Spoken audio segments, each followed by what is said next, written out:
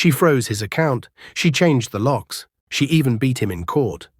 But wait till you see what this other woman reveals in next chapter. If you've ever been underestimated, hit that like button, share your thoughts in the comments, and subscribe. Because the best twist is still coming. I think we need to talk. Her voice was calm, too calm. They stood in the courthouse hallway, her dark lipstick sharp against her light brown skin, her eyes not blinking as she looked directly at her. She didn't look angry. Not exactly. She looked resolved, like someone who had been holding something in for too long. Amaka glanced at Kioma, her lawyer. She raised an eyebrow but said nothing. "Talk about what?" she asked. She stepped closer. "About Raymond. And the lies he told both of us." She let out a breath and motioned toward the coffee shop across the street. 10 minutes, she said. "Let's hear it." They sat in a corner booth. She didn't waste time. "My name's Zuri. I was seeing Raymond for over a year. He told me you were separated, said you were emotionally unstable. He said the business was failing because of your spending." She almost laughed. "He always did project his sins onto others." Zuri nodded. "He promised we'd start fresh. He said he was moving into his own apartment soon.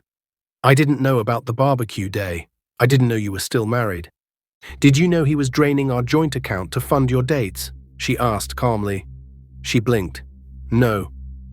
"Did you know he tried to use company money to rent a luxury penthouse in Abuja?" Zuri's mouth parted slightly. "Number I only knew he was throwing a lot of cash around." "Well," she said, "it wasn't his cash." Zuri looked down at her cup. "I didn't come here to defend him. I came because he's doing the same thing again." Her brows lifted. "To who?" She reached into her purse and handed her a folded piece of paper. "Her name is Angela. I met her by accident. She thought she was the only one. Turns out he's juggling 3 of us at once, and now he's talking about starting another company." She opened the paper. It was a printout of WhatsApp screenshots, messages between Raymond and Angela. He was promising to register a business in her name. He said he wanted to start over, said she was crazy and controlling. Typical. "So what do you want from me?" she asked, voice steady. "I want to help you take him down," Zuri said. She stared at her. Her hands were folded neatly in front of her, no dramatic gestures, no fake tears. Just a quiet, focused rage, the kind she had once swallowed for years. "What's in it for you?" she asked. She smiled faintly. "Peace." That evening, she took Zuri up on her offer. She gave her access to her chat logs, her receipts, her voice memos. She even had a recording of Raymond bragging to his friend about how easy it was to scam emotional women. She handed everything over to Kioma. "We're building a profile now," she said. "This isn't just petty revenge anymore. This is a fraud pattern." She was finally seeing the bigger picture. Raymond didn't just betray her. He had a system, a lifestyle based on lies, manipulation, and draining the women who believed in him. And it was time to expose it all. A week later, Kioma filed for an emergency injunction that would freeze any new businesses opened in Raymond's name pending investigation. He got served the papers at his gym. The same gym where he used to laugh with his boys and show off his new sneakers, bought with her money. Now the same boys were whispering about him. The whispers turned into group chats, and then the posts started circulating. "Is this your king? He was driving her car. She built the company and he still cheated. Karma wears heels this year." Raymond tried to push back with a post of his own, a blurry video of him sitting in a hotel lobby trying to look composed. "I just want peace," he said. "I'm not perfect, but I've always tried to do right." But the comments didn't buy it. "You kicked her in public, remember? You moved your side chick into her house. This ain't about peace. This about you losing control." The court date for the full business ownership ruling was set. But while the legal battle loomed, she had one more thing to do. She reached out to Angela, the current woman. She didn't answer her first message, but 2 days later she replied, "Can we talk?" She met her in a busy restaurant. She looked tired, worn. "He told me you were dangerous," she said quietly. "He said you were trying to ruin him out of jealousy." "I'm not trying," she said. "I already have." Angela blinked. "He said..." "Oh." "He said the business was in his name." She took out a copy of the title documents, right there at the table. I own it. I built it. And he never expected me to fight back. She nodded slowly. He told me we'd moved to South Africa, said we'd start a skincare brand. She gave her a tired smile. Did he ask for an investment yet? Her eyes filled with tears. Just last week, she slid her a card. My lawyer's name is on there. If you need protection, she'll help you. Don't let him turn you into another Zuri. Or me. She wiped her eyes and whispered, Thank you. That night she sat alone on her porch. The house was quiet. No yelling, no footsteps stomping through the hallway. Just her and her breath and the soft, healing silence of peace. But as she got up to go inside, her phone vibrated again. A message from a blocked number. You think you've won, but you haven't seen the last of me. She stared at the screen, and then she smiled. Because Raymond still didn't understand one thing. This wasn't about winning. It was about taking back everything he thought she couldn't live without. And now he was the one standing outside the gates, watching it all slip away. She didn't know what was louder, Raymond banging on the gate like a madman, or her own heartbeat as she watched him from the upstairs window. He was drenched in sweat, hair disheveled. Wrinkled clothes that screamed he hadn't slept. His gold chain no longer glistened with pride, just desperation. He had finally realized it. He had nothing left. And her, she was sipping tea in the bedroom she once begged him not to lock her out of. Open this gate, you hear me? Open it, he roared. But the new security man, Eniye, just stood firm. She'd hired him the same morning the locks were changed. Tall, trained, paid on time, loyal to her, not Raymond. She turned away from the window, heart pounding but steady. This was only the beginning. She had frozen his bank accounts, emptied his wardrobe from the main house, removed his name from the club membership, and changed all access codes. Raymond wasn't just locked out of the house, he was locked out of the life he used to mock her from. 3 days earlier, she had met with her lawyer in secret, Mr. Adetokunbo. Calm, older man, dressed always in navy suits. He had handled her parents' estate before they passed, and he was now handling her escape. You understand this is war, right? He asked as he slid documents across the desk. She nodded slowly, lips trembling. He slapped me, humiliated me in public, locked me outside like a dog, took my money and gave it to his girlfriend. If this isn't war, I don't know what is. He didn't smile, he just handed her the power of attorney forms and a property reclaim affidavit. You own everything. The house is under your maiden name, not his. The joint account can be frozen with a statement of financial abuse. And his company account, well, he registered it using your capital. It's technically yours. She swallowed hard. I don't want revenge. I just want him to feel what I felt. But that was only partly true, because deep down, she wanted him to break. She hired movers that night. Raymond was at one of his boys' hangouts, likely bragging about how he finally tamed her. He had no idea that while he sipped beer and laughed, his tailored suits were being tossed into trash bags. By morning, the house had been reset. New locks, new codes, new staff, everything the mistress had ever touched, burned in a private backyard fire. The bedroom sheets, the wine glasses, the old pillow she slept on when she was away, all turned to ash. Raymond showed up the next day laughing, until he wasn't. Why are you being stupid, Amaka? He shouted at the gate, voice cracking from the sun and rage. Come outside, let's settle this like adults.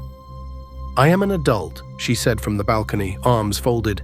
You're the child who thought I wouldn't find my backbone. He scoffed. You think this will last? I'll go to the police, I'll go to the press. Go ahead, she said. Just know, before you do, I've already filed a restraining order. And your side chick's car. That Benz you registered under my company, it's gone. He froze. You're bluffing. She tossed a document down to him. It landed at his feet with the kind of slap that echoed louder than any insult. He picked it up and turned pale. It was a court order. His access revoked, his shares frozen, his name erased. His friends, 2 of them standing across the street, laughing quietly, began to back away. He was no longer their king. He was now a homeless man in designer shoes. That night she finally cried, not from sadness, but from freedom. She lay in her bed staring at the ceiling, imagining the cold floor Raymond would sleep on that night. She imagined the mistress texting him and getting no reply, because his phone line had been disconnected too. She didn't just take back her dignity, she reclaimed her life. But just as she started to drift into a rare, peaceful sleep, her phone lit up with a name she never expected. The mistress. The message? You think you've won? Wait till you find out what he told me about you. If you thought that was powerful, just wait. Because what comes next? It's a whole new level of disrespect.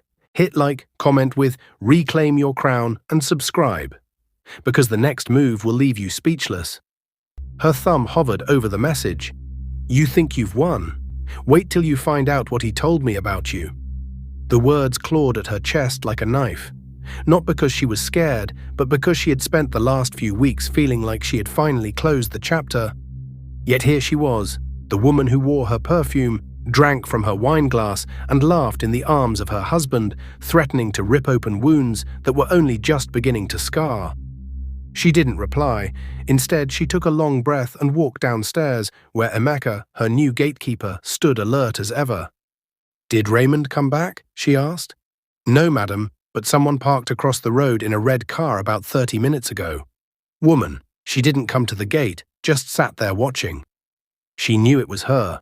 Sandra, the mistress, the woman Raymond once claimed was just a friend from work. The next morning, the doorbell rang. Not the gate, the front door, which was strange because no one had that access anymore. When she opened it, she wasn't prepared for what she saw. Standing there, perfectly dressed in a white power suit, was Sandra. Bold red lipstick, heels too high for daylight, and in her hand an envelope. I'm not here to fight, she said before she could speak. I just think you deserve to know the truth. She didn't respond. She studied her face, expecting arrogance. But what she saw in her eyes wasn't pride. It was pity. May I? She asked, gesturing inside. No. She handed her the envelope. Then at least read this. You'll know why I'm here once you do. Then she turned and walked away. Just like that. She sat on the staircase with the envelope in her lap. Her hands trembled as she opened it. Inside were photographs. Raymond and her. From their wedding. From the birth of their first son. From a vacation she barely remembered. Then letters, love letters, all of them written by her, some as old as 10 years, some more recent. They weren't originals, they were photocopies, with handwriting analysis documents stapled to each one. Then the note. He told me you were mentally unstable, that you had a history of forgery and obsessive behavior, that you faked all your pregnancies to trap him. He said you wrote these letters to yourself and claimed they were his. He said you made up your childhood abuse story to gain sympathy. I believed him. Until he told me the same story about another woman. And another, I'm not your enemy. But I couldn't stay silent. Sandra. She dropped the envelope. She couldn't breathe. Her entire world began spinning. That man hadn't just abused her. He reconstructed her. He told people she was crazy. He planted stories to destroy her even after he was gone. She had spent nights crying about what he did to her physically. But now she realized. The real damage was psychological warfare. By evening, she had regained her calm. She wasn't a fool. Sandra wasn't here just for closure. She knew she had power now, and she was scared of what she could expose next. But still, she needed answers. So she messaged her. Meet me tomorrow, same spot, but this time you talk. Everything. And she did. They met at a quiet rooftop lounge. She looked tired. Human.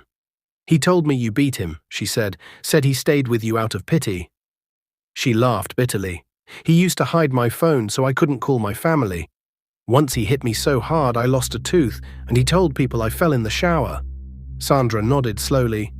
He said you stole his company, but the accountant said the shares were always in your name. She leaned in. You thought you were special, didn't you? She didn't deny it. Let me guess, he said I was crazy, that I was nothing without him, that I ruined his life. Tears welled in her eyes. He told me I was the reason he found peace, she whispered. He said I was the one who healed him. She leaned back, smiling coldly. He's a poet of pain, but his verses are always lies. After their conversation, she left with one conclusion. Raymond had never loved anyone. Not her. not Sandra, not himself. He was a narcissist, a destroyer, and they were both his victims. But she wasn't going to just survive. She was going to finish this story with her name on the front page. Back home, she called her lawyer again. Adetokunbo, I want everything. Not just the house, the cars, the land in Port Harcourt, even the joint shares in the oil rig investment. He chuckled. I see the lioness is fully awake. She smiled. Let's make sure he never lies to another woman again. I'm not just kicking him out, I'm erasing his shadow. The next morning, a court date was scheduled, and this time he had to show up in person. No more dodging papers, no more texting from unknown numbers. The courtroom would be the arena, and she had a front row seat to his downfall. All rise. The voice of the bailiff echoed through the courtroom as the judge entered. A towering woman in black robes, glasses low on her nose, and a sternness in her stride that demanded attention. She stood slowly, her palms dry, her heart still, but not with fear, with power. She had waited months for this moment. And Raymond. He walked in like he owned the place, a navy blue suit, a crooked grin. As if this courtroom was a stage and he was still the main actor. But this wasn't his show anymore. He didn't even glance at her as he sat with his attorney. Instead, he whispered something to the woman beside him, Sandra. Yes, she was here, but not on his side this time. The judge called her name first. She rose, walked forward, and spoke with the kind of fire that comes only from walking through hell and still being able to stand. Your Honor, I'm not here out of bitterness. I'm here because I was silenced, mocked, beaten, cheated on, and almost destroyed in a marriage that was designed to erase me. The room went quiet. She looked directly at Raymond. He didn't just kick me. He humiliated me in front of his friends. Then he emptied our joint account, took my jewelry, my name, and tried to erase my sanity. Raymond leaned in to whisper something, but the judge raised a hand. Mr. Raymond, you will have your turn. For now, let her speak. She continued, but what he didn't know was that while he was out building castles on lies, I was keeping records and I came prepared. She handed the clerk a USB drive and a folder of documents. Your Honor, these contain everything. Proof of my ownership in our business, bank statements, text messages, voice recordings, and evidence that he forged my signature on multiple property transfer forms.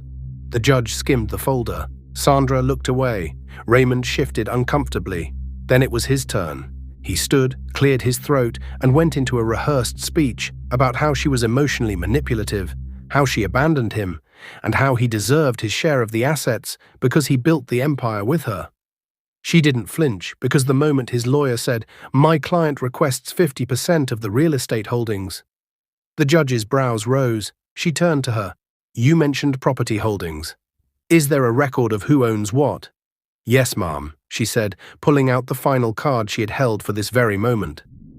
She handed over the last document, a notarized deed.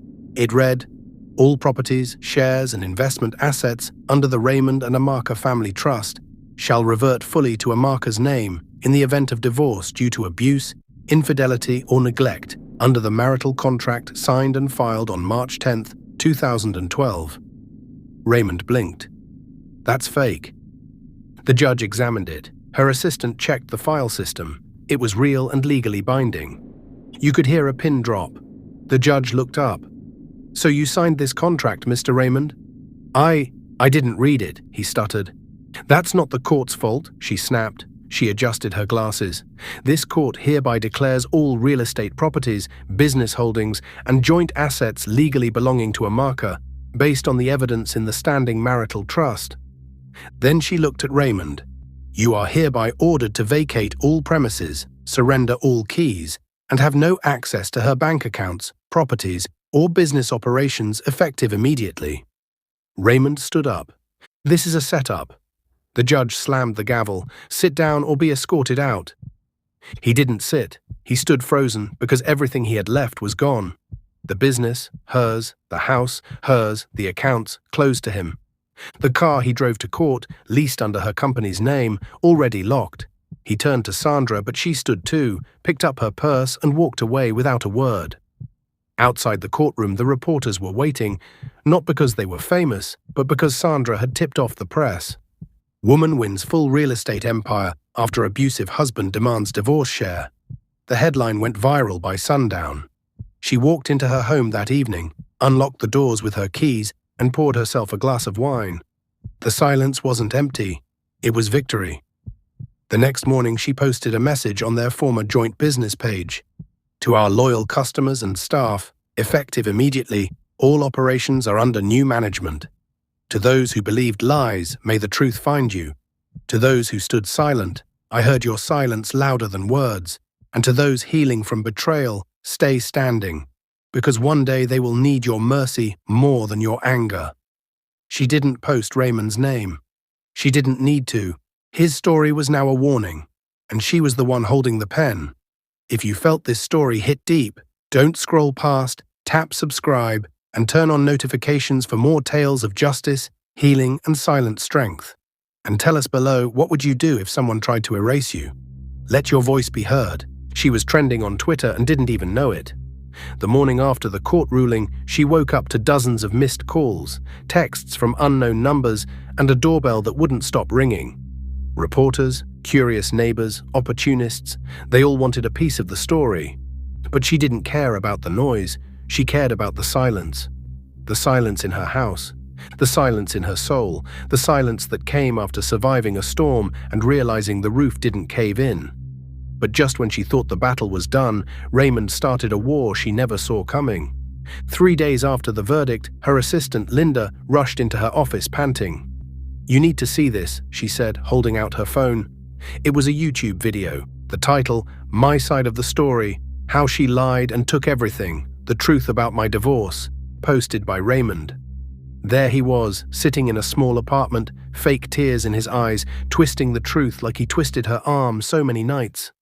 "She left me with nothing," he said, voice cracking.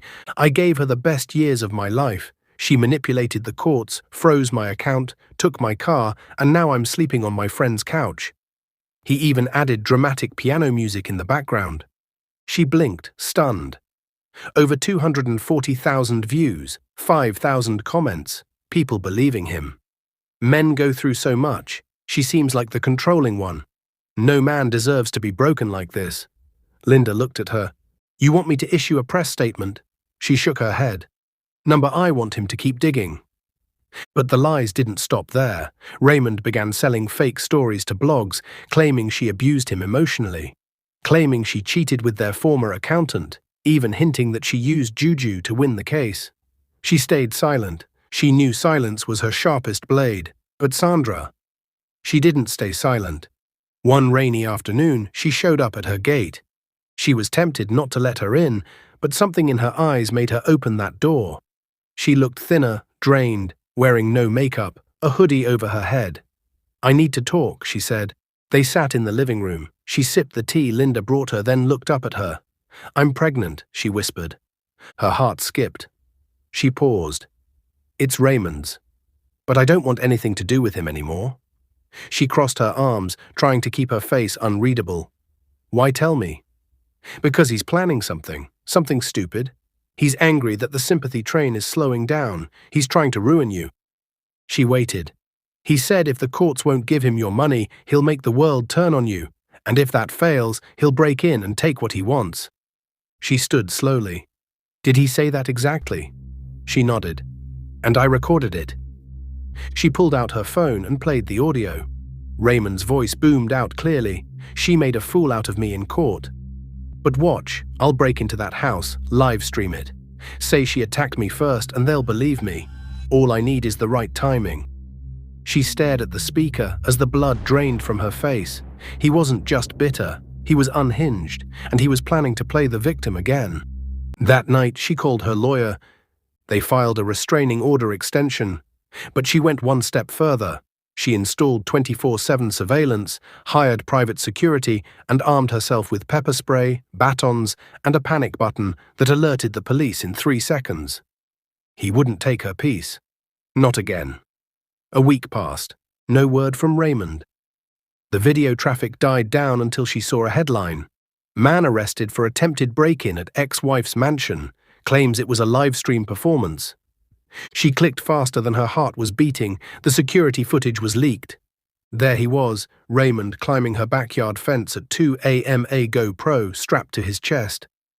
Mumbling into a mic, "Just watch. She's the devil, I'm just getting what's mine."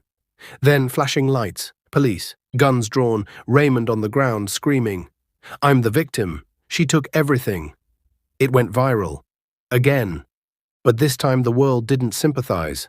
They saw the truth, uncut, unscripted, unforgivable. The blogs turned. From husband to intruder. The fall of Raymond Mensah. Ex-wife breaks silence after attempted break-in. He kicked her. She froze everything. Now he's behind bars. She didn't speak to any media outlets, but she did post one thing. On her Instagram story. A single slide, black background, white words. "When you lie, you need a script. When you live in truth, you just need silence. Thrive in peace." He kicked her and laughed. Raymond was charged with attempted burglary and violating the restraining order. Sandra disappeared from social media. And her. She sat in her garden that night, barefoot, no makeup, no press, just her and the stars. She lit a candle, not for him, for every woman like her, for every woman told to just let it go, for every woman who stayed silent for too long. Because now, they were speaking, and the world was finally listening. But peace doesn't last forever. 2 days later, she received a letter from Raymond's mother, handwritten, sealed with wax, mailed from Ghana, and the last line read, "You may have beaten my son in court, but you will not break this family. Watch yourself." And just like that, the next battle had begun. If this story moved you, if you've ever survived something others couldn't see, don't just watch. Tap subscribe, turn on notifications, and share this video. Let's give power back to the ones who were kicked and left for dead. And show them they're not alone. Tell us in the comments, what would you do if your ex came back with a threat like this? Back at the conference, she looked down at her phone. A new voicemail. From Raymond. "Please." His voice cracked. Just one conversation, no cameras, no guards, just us. She didn't delete it. She didn't respond either. Because some chapters don't deserve sequels, they deserve silence. That weekend, she took her daughter shopping. "Mom," she said, tugging on her hand, "can we go to the old thrift store?"